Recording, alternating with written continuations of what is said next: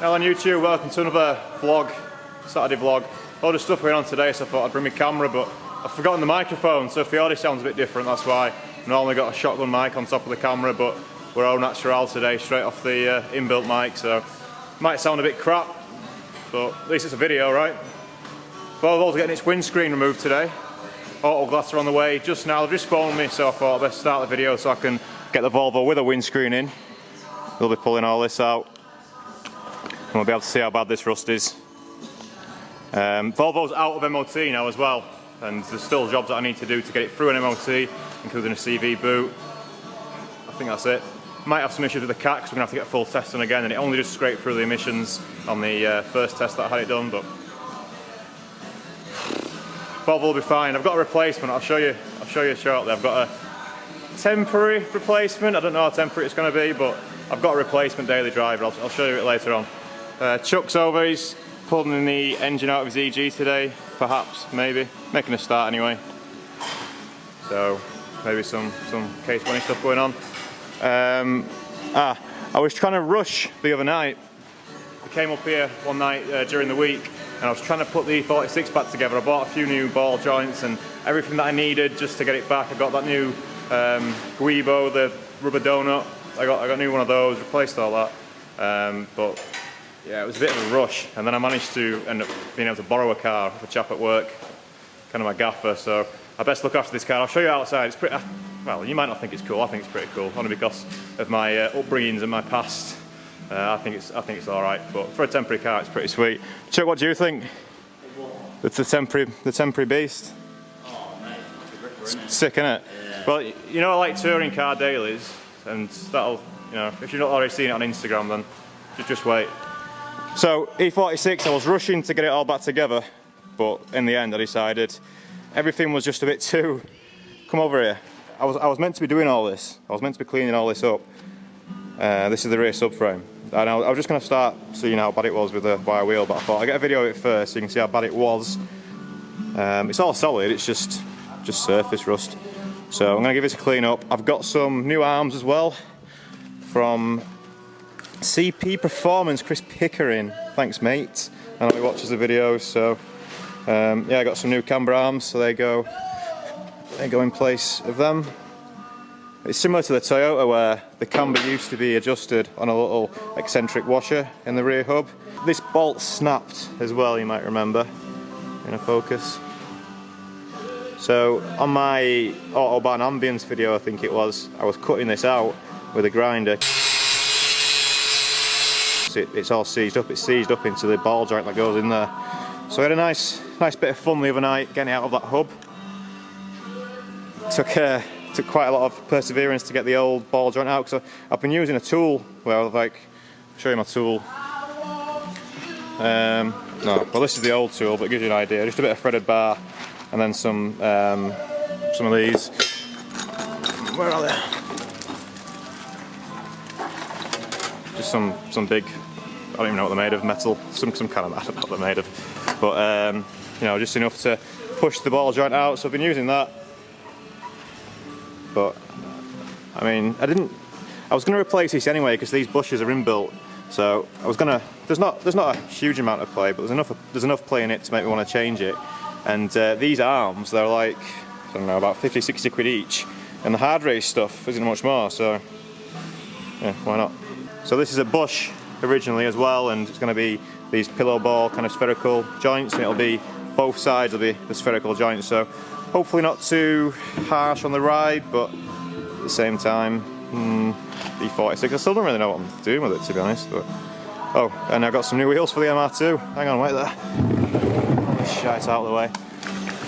Oh, I've got a white line rear roll bar as well, which I've not test driven yet. But the original roll bar, look at that.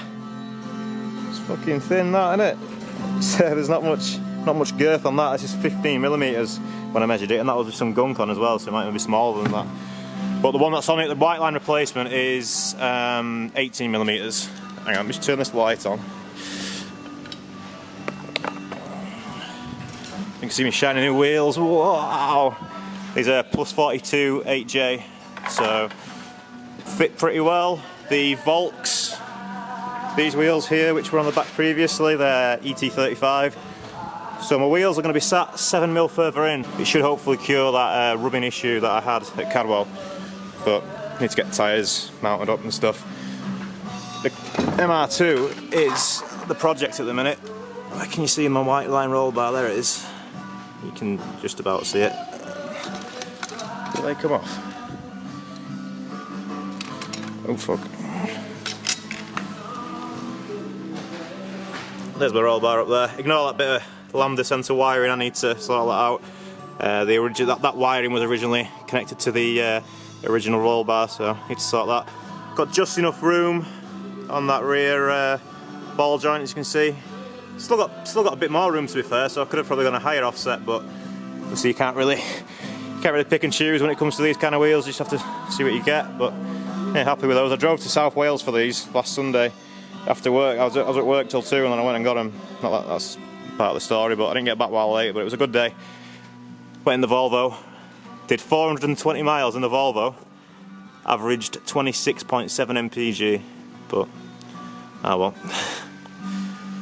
Right, so that's you up to date. I'm doing some stuff on the subframe at the minute. I've got quite a bit of stuff to do to the MR2 today or at this weekend at some point. I've got some new brake pads and some new brake fluids. I think that's about it. Oh, I need to take the sump off as well, see if it's got a baffled sump. It's meant to have, but I just want to be double sure that it's definitely got one. So, going to be doing that. Right, so Gavin should be here soon as well to take the windscreen out on the Volvo. So when that's out, I'll show you the rust, and we can assess the damage, see how bad it is. Like I say, I've got another car for now. I'll give you a quick peek just before I end this introduction, which has been 7.5 minutes before I've cut it up. So, right, are you ready for this? Current daily driver while the Volvo is getting mended. Oh, yes. So that is Astra G Coupe Turbo, 2-litre turbo Z20 for all your engine geeks. It's pretty stock, it's low mileage, 76k on the clocks. This is owned by a colleague of mine, and the car was it's been sat in our work car park for a couple of months. He got a new car, he got an Audi S4, and this has just been sat there. He didn't really want to sell it because he's had it 12 years or something daft, maybe more than that now. But yeah, it's alright, it's got a few bits done to it. I'll show you it probably a bit better at another point if I've still got it. I'm hoping I won't have it for too long because, you know, fingers crossed this Volvo rust isn't too bad, but I'm sure we'll find out once Gavin gets here. Right, so I'll pick this back up once the Volvo windscreen's out and I've made some more progress on the E46 subframe, and then we'll probably have some more stuff to do, but the main thing is to see how rusty this is, see how long I'm going to be driving an Astra for, because you know, I don't mind Astras. When I was 18, all I wanted was a coupe turbo like that.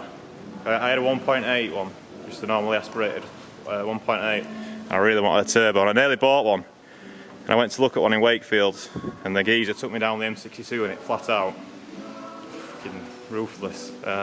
Ended up buying a Clio 172 instead. How things could have been different. Right, I'll pick it up shortly. Right, Gavin's been. Got the screen out.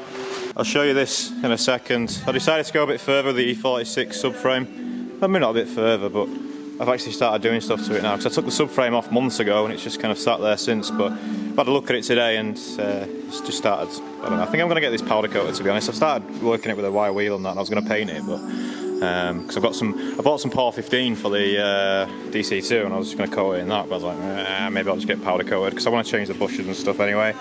But just, that's a bush, innit? I didn't know that. On the diff, that's where the diff kind of, like the front mount point for the diff, bolts on the back there and then just there to support it. But yeah, progress. I'm going to come up tomorrow to do the brakes on this, I think. Just have a day of that, getting it ready. Need to get the tyres on as well, but yeah. Right, Volvo. Let's start at this side. So it's a bit CSI at the minute, a bit Dexter, but hopefully it'll keep the interior clean. This side, obviously I've not took any of the metal back yet. In fact, let me just get a torch.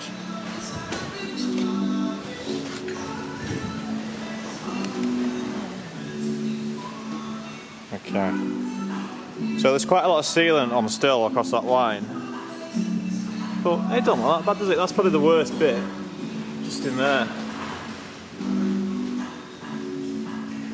I mean, there's obviously a scab there, but it's not really affecting where my windscreen goes, so I'm not that bothered. I may as well give it a quick clean while we're here. But you know, you can see where the old window trim went on, so that bit of rust is, you know, it's creeping just out of it, but yeah, it'll be fine. We're going on to the other side.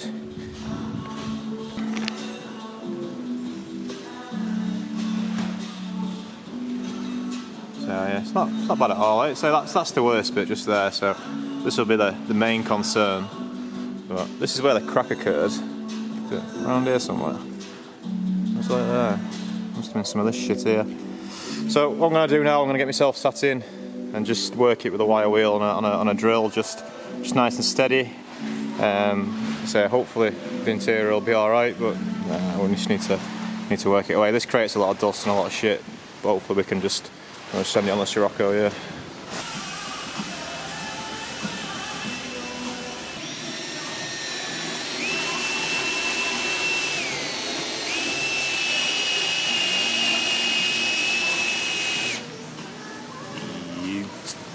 Holocaust. Whoa, no.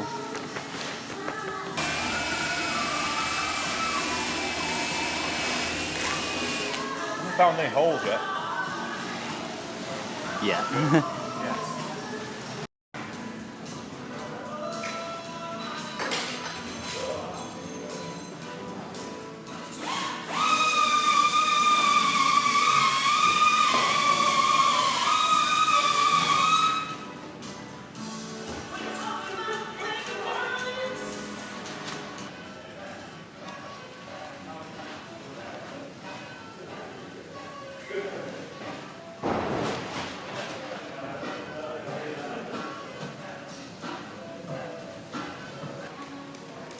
Looks like someone just spaffed all over it.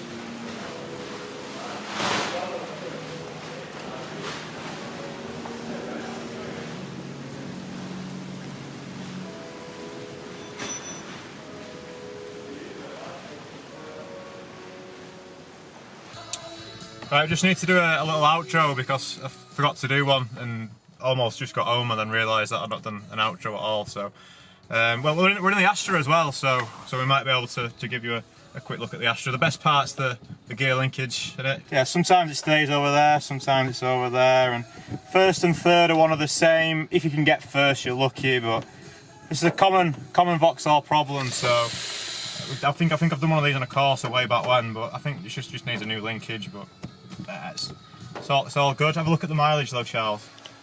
Have a look. So you want to flip that around so you can see it. Can you see that mileage? Not quite yet. Hang on, here, go on. Let's have a look at this. Oh, no, it's like gone. Can't see it. Hang on, let me twist this. There we go. Look, 76,000 miles. Fresh pup. Which is good. Golden.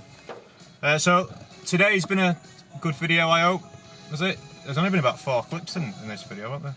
But if you don't like it, you know what to do. There's plenty of other stuff to watch. But I'll do another video tomorrow probably when I'm doing some more stuff on the MR2. Well, I need to change the brake pads on it. That's it, really. That's not really the video worthy, is it? But I'll update you on the Volvo. Yeah. Rust free. Yeah, I don't know when the next video is going to be out. You've enjoyed this one, and I'll see you then. We're cracking on with these projects. The Astra is technically a temporary car, but it's a good steed for what we need. I can see us perhaps doing some work on it in the future. If I'm trying to get the owner to start taking it on track. I think it'll be a nice track base because the engine's pretty solid. Well, the engine sounds real sweet. We'll show you the engine in a second. I'll do a little pull down here so you can hear it because it sounds really nice. But yeah, I just want some TLC. But why bother putting TLC into a car when you can just take it on track? I think it's a good track base. But let's fire her up. Boom. Yeah, there's a few electrical gremlins as well. If I can just see if we can get the clocks to start dancing. The clocks have got a mind of their own. Oh, there we go. It's coming on. And this screen was working when I picked the car up, but has now died, and is making that noise. I'm not too sure what that is. The clocks are working at the minute. Let me just diminish my screen and then we can go for a drive. Oh, we've not talked about the heated seats. 5-stage, not just, and the Volvo's got heated seats, but it's just on or off. Look at these. It's 6 stages really, because you know we've got one off. 1, 2, 3, 4, 5, 6. See? I've had it on 3. I think 3 is a nice one, just in the middle. The Tony, is that how you say it? Yeah. But it's not quite Pininfarina, but you know, it's not a 406 coupe, is it? It's an Astra. This is the, look at that Griffin Brexit bus. That's what we're driving today. Land of Open. Oh, that's America, isn't it? Which one's that? No, that's Land of the Free, isn't it? Land of Hope and Glory is here. America's home of the brave, land of the free. This is Land of Hope and Glory. So, oh, it's Rule Britannia that I was trying to think of. Rule Britannia. Yeah, that one. Vauxhall, British brand since 1903, don't you know? Right, the screen's pretty much full. So, safety. Do you want me to hold it like that? Safety first. Yeah, can you? Ah, there we go. Can you see? If you do that, then you can see where you. Oh, good shot. Yeah, that'll do. The clocks are still doing the thing.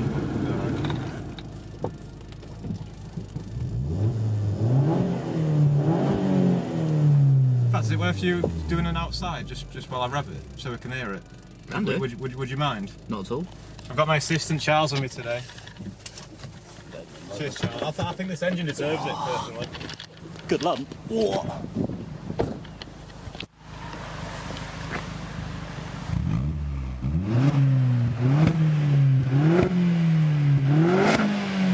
Whoa, naughty.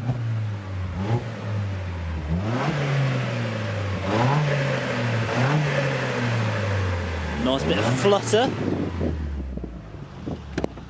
Fucking sick that, man. You can hear the exhaust pop and then get flutter around the front. Well, normally, obviously, I wouldn't condone revving a car stationary because obviously it's a bit hard-spelled and it's not really good for the engine, but we are driving a Vauxhall, so you know, let's let something slide. Let's go. We can try and get it to first gear we're in.